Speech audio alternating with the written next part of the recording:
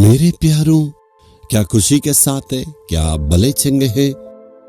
यीशु मसीह हमारे जीवन में प्रतिदिन आशीष देता है और अगुवाई करता है, बल देता है, हमारे जीवन में प्रतिदिन चमत्कार करता है। यीशु मसीह भला है और हमारे साथ रहता है, इसलिए हमारे लिए सारे दिन भलाई होगा। आकाश और पृथ्वी का सृजनहार प्रभु हमारे साथ है, इसलिए हमारे लिए सारे दिन अच्छा दिन है, भलाई होगा। लोग कहते हैं तुम्हारे लिए बुराई का दिन है, अच्छे दिन आने वाले हैं और तुम्हारे जीवन में अच्छा होगा, लेकिन प्रभु कहता है ऐसे नहीं। प्रभु यीशु आपसे बातें किया है, इसलिए हिम्मत के साथ, खुशी के साथ रहें। आप ज्योतिषी के पास जाके राशिफल देके खुद को, अपने आप को धोखा नहीं देना है। पुरानी विधियों को वो लिख के रखे हैं, उन पर भरोसा है। किसी के लिए हो सकता है, लेकिन आपके लिए ऐसे कभी भी नहीं होगा।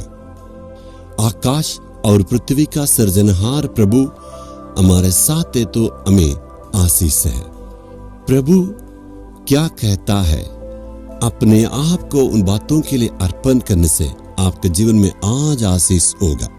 आज एक चमत्कार प्रभु करने वाले, आज से परिवर्तन को आप देखेंगे। आज प्रभु का वचन हमारे लिए क्या कहता है? दूसरा इतिहास 15 अध्याय का 2 वचन।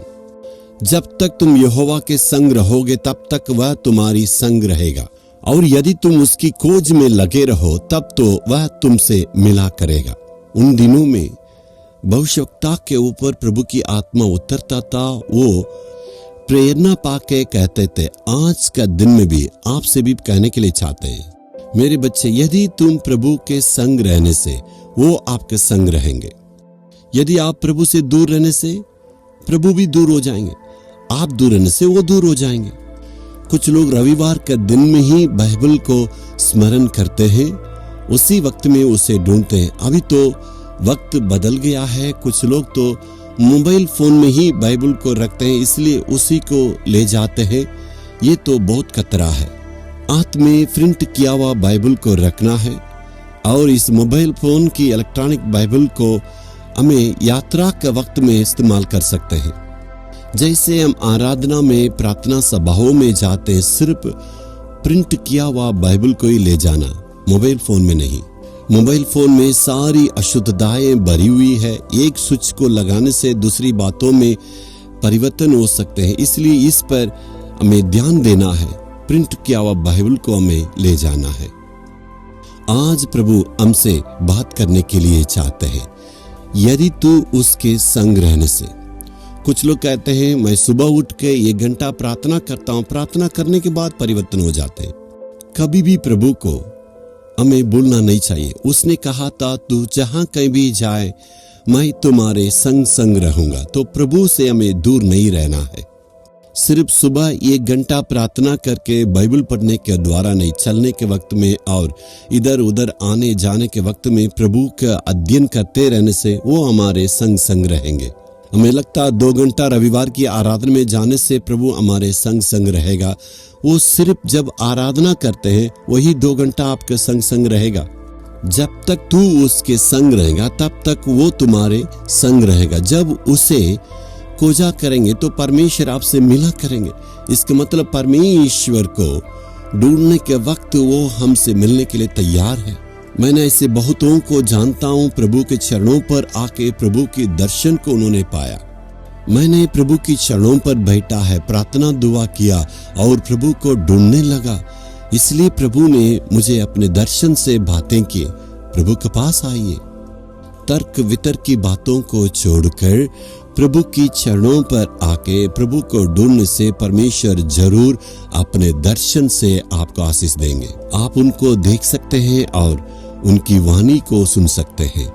पूरे हृदय के साथ, पूरे प्यास के साथ प्रभु को ढूंढना है। साथ ही साथ यीशु ने क्या कहा? जिनका मन शुद्ध है वे परमेश्वर को देखेंगे। सच्चे दिल से परमेश्वर को दर्शन का खोजी होना। यदि आप कहते हैं मैं परमेश्वर का दर्शन पाना चाहता हूं, लेकिन आपका मन के अंदर जांच करना है, आपके अंदर जलन है, लड़ाई, लुचपन, अंधविश्वास, सारी बातें भरे रहेगा तो परमेश्वर कैसे वास करेगा? परमेश्वर आपके दिल को बहुत गहराई रूप से जानता है। तो अपने आप को, हमारे हृदय को शुद्धिकरण की करने आवश्यकता है। तो प्रभु के पास आना है। प्रभु तू मेरे मन को जानता, मैं अपने मन को शुद्ध नहीं कर सकता हूँ। जब ऐसे कह के अपने आप को प्रभु की चरणों के पास लाने से परमेश्वर आपके मन की सारी अशुद्धता को, जो पाप से भरी हुई, घमंड से भरी हुई, ईर्ष्या, लड़ाई, झगड़ा, वेश्या की बातें हैं, सारी बातों को बदल कर पवित्र करके वो दर्शन देने वाले हैं। आपकी पवित्रता प्रभु की हाथ में है। प्रभु ही आपको शुद्धिकरण कर सकते हैं। प्रभु आपको पवित्र कर और वो दर्शन देंगे।